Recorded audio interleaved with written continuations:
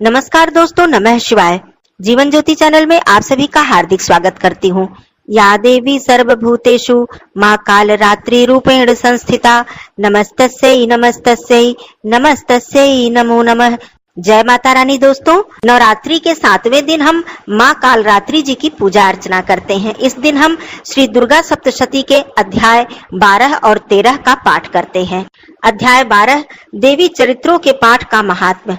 देवी बोली, हे देवताओं, जो पुरुष इन स्तोत्रों द्वारा एकाग्रचित होकर मेरी स्तुति करेगा उसके संपूर्ण कष्टों को निसंदेह हर लूंगी। मधुकैटभ के नाश, महिषासुर के वध और शुंभ तथा निशुंभ के वध की जो मनुष्य कथा कहेंगे, मेरे महात्म को अष्टमी, चतुर्दशी व नवमी के दिन एकाग्रचित होकर भक्ति पूर्वक सुनेंगे, उनको कभी कोई पाप नहीं रहेगा।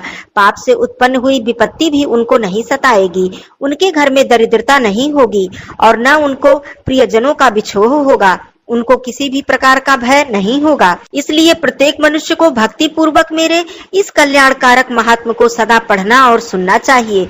मेरा यह महात्म महामारी से उत्पन्न हुए संपूर्ण उपद्रवों एवं 3 प्रकार के उत्पातों को शांत कर देता है। जिस घर व मंदिर में जिस स्थान पर मेरा यह स्तोत्र विधि पूर्वक पढ़ा जाता है, उस स्थान का मैं कभी भी त्याग नहीं करती हूँ और वहाँ पर सदा मेरा निवास रहता है। बलिदान, पूजा, होम तथा महोत्सव में मेरा यह चरित्र उच्चारण करना तथा सुनना चाहिए। ऐसा हवन या पूजन मनुष्य जानकर या बिना जाने करे, मैं उसे तुरंत ग्रहण कर लेती हूँ। और शरत काल में प्रत्येक वर्ष जो महापूजा की जाती है, उसमें मनुष्य भक्ति पूर्वक मेरा यह महात्म्य सुनकर सब विपत्तियों से छूट जाता है और धन धान्य तथा पुत्रादि से संपन्न हो जाता है। और मेरे इस महात्म व कथाओं इत्यादि को सुनकर मनुष्य निर्भय हो जाता है और महात्म श्रवण करने वालों के शत्रु नष्ट हो जाते हैं तथा कल्याण की प्राप्ति होती है और उनका कुल आनंदित हो जाता है। सब कष्ट शांत हो जाते हैं तथा भयंकर स्वप्न दिखाई देना तथा घरेलू दुख इत्यादि सभी मिट जाते हैं। बाल ग्रहों में ग्रसित बालकों के लिए यह मेरा महात्म्य परम शांति देने वाला है।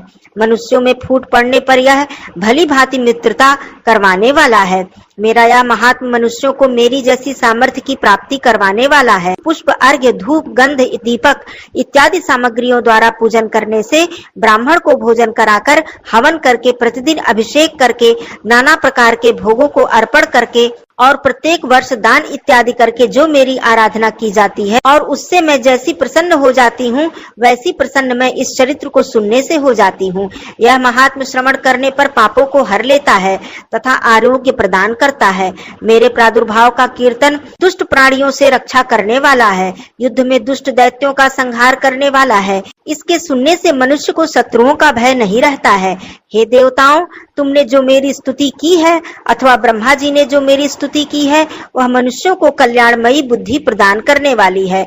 वन में सूने मार्ग में अथवा दावानल से घिर जाने पर, वन में चोरों से घिरा हुआ या शत्रुओं द्वारा पकड़ा हुआ, जंगल में सिंहों से, व्याघ्रों से या जंगली हाथियों द्वारा पीछा किए जाने पर, राजा के क्रुद्ध हो जाने पर, मारे जाने के भय से, समुद्र में नाव के डगमगाने पर, भयंकर युद्ध में फंसा होने पर, किसी भी प्रकार की पीड़ा से पीड़ित, घोर बाधाओं से दुखी हुआ मनुष्य मेरे इस चरित्र का स्मरण करने से संकट से मुक्त हो जाता है।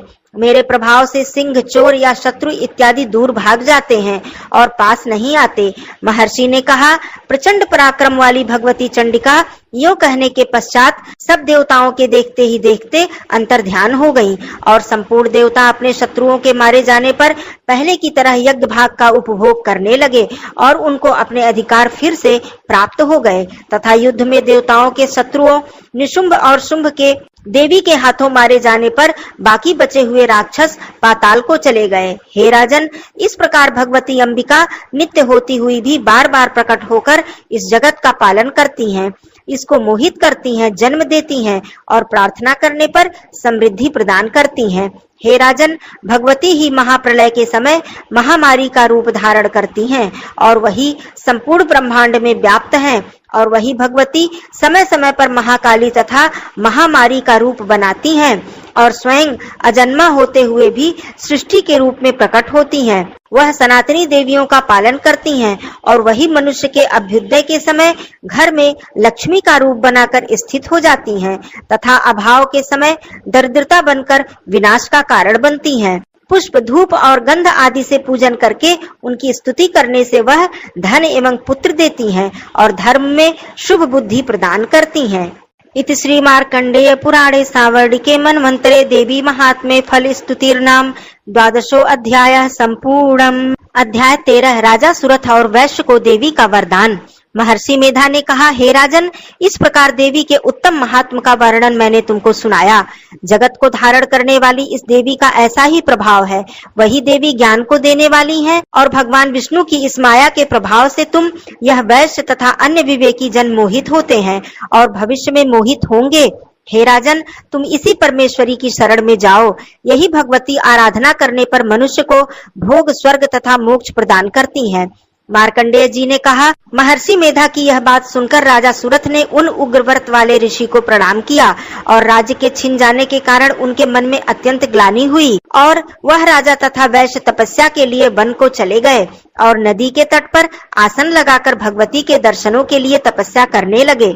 दोनों ने नदी के तट पर देवी की मूर्ति बनाई और पुष्प, धूप, दीप तथा हवन के द्वारा उनका पूजन करने लगे। पहले उन्होंने आहार को कम कर दिया, फिर बिल्कुल निराहार रहकर भगवती में मन लगाकर एकाग्रता पूर्वक उनकी आराधना करने लगे। वह दोनों अपने शरीर के रक्त से देवी को बलि देते हुए 3 वर्ष तक लगातार भगवती की आराधना करते रहे। 3 वर्ष के पश्चात जगत का पालन करने वाली चंडिका ने उनको प्रत्यक्ष दर्शन देकर कहा, हे राजन, अपने कुल को प्रसन्न करने वाले वैश्य, तुम जिस वर की इच्छा रखते हो मुझसे मांग लो। यह वर मैं तुमको दूंगी क्योंकि मैं तुम पर अत्यंत ही प्रसन्न हूँ। मार्कंडेय जी कहते हैं, यह सुनकर राजा ने अगले जन्म में नष्ट न होने वाला अखंड राज्य और इस जन्म में बलपूर्वक अपने शत्रुओं को नष्ट करने के पश्चात अपना पुनः राज्य प्राप्त करने के लिए भगवती से वरदान मांगा। और वैश्य ने भी, जिसका चित्त संसार की ओर से विरक्त हो चुका था, भगवती से अपनी ममता तथा अहंकार रूप आसक्ति को नष्ट कर देने वाले ज्ञान को देने के लिए कहा। देवी ने कहा, हे राजन, तुम शीघ्र ही अपने शत्रुओं को मारकर पुनः अपना राज्य प्राप्त कर लोगे। तुम्हारा राज्य स्थिर रहने वाला होगा। फिर मृत्यु के पश्चात आप सूर्य देव के अंश से जन्म लेकर सांवरणिक मनु के नाम से इस पृथ्वी पर ख्याति को प्राप्त होगे। हे वैश्य, कुल में श्रेष्ठ, आपने जो मुझसे वर मांगा है वह आपको मैं देती हूँ। आपको मोक्ष देने वाले ज्ञान की प्राप्ति हो। मार्कंडेय जी कहते हैं, इस प्रकार उन दोनों को मनोवांछित वर प्रदान कर तथा उनसे अपनी स्तुति सुनकर भगवती अंतर्ध्यान हो गईं और इस प्रकार क्षत्रियों में श्रेष्ठ वह राजा सुरथ भगवान सूर्य देव से जन्म लेकर इस पृथ्वी पर सांवरणिक मनु के नाम से विख्यात हुए। इति श्री मार्कंडेय पुराणे सांवर्णिके मन्वन्तरे देवी महात्म्ये सुरथ वैश्योर्वर प्रदानम नाम 13 अध्यायः संपूर्णम्। आइए हम सब मिलकर माँ की आरती कर लेते हैं। जग जननी जय जय माँ, जग जननी जय जय, भयहारिणी भवतारिणी भवभामिनी जय जय माँ, जग जननी जय जय। तू ही सतचित सुखमय शुद्ध ब्रह्म रूपा, सत्य सनातन सुंदर पर शिव सुर भूपा, माँ जग जननी जय जय। आदि अनादि अनामय अविचल अविनाशी, अमल अनंत अगोचर अज आनंद राशि, माँ जग जननी जय जय। अविकारी अघहारी अकल कलाधारी, करता विधि भरता हरि हर संहारकारी, माँ जग जननी जय जय। तू विधि वधू रमा तू उमा महामाया, मूल प्रकृति विद्या तू जननी जाया, माँ जग जननी जय जय।